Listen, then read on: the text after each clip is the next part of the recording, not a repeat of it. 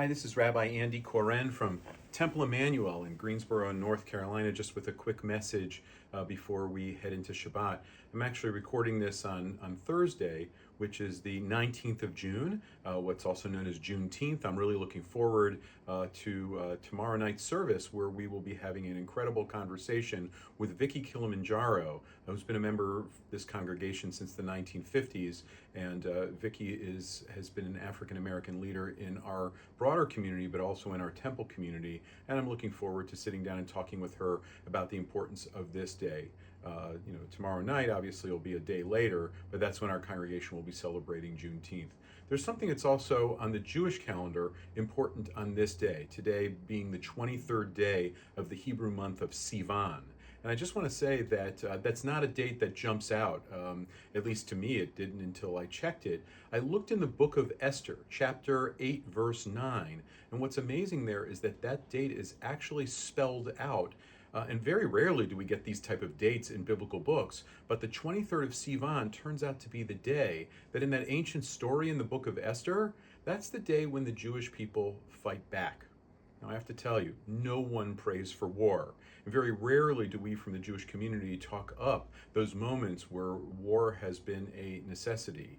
And I think over the past week, we've seen as war has not only been part of Israel's story since the 1940s, the moment it declared independence, and sometimes has really jumped up a notch, but especially since October the 7th of 2023, that's been the day-to-day reality. Israel's strike against Iran after Iran provoked it so many times and actually struck against Israel, and this time with a sense that the development of nuclear weapons was really knocking at the door.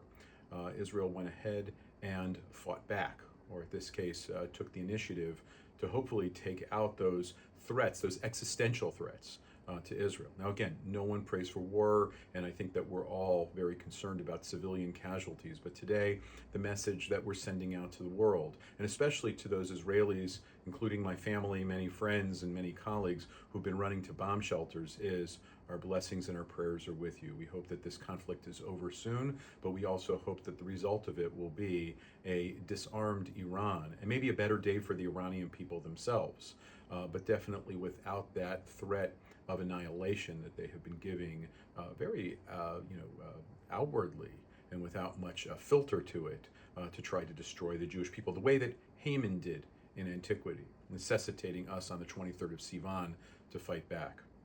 So again, that prayer for humanity, that prayer for peace, that prayer for goodness, but also asking God to spread over not just all of humanity the shelter of peace, but especially over Jerusalem, and especially over Israel, and especially over all those who find themselves in peril.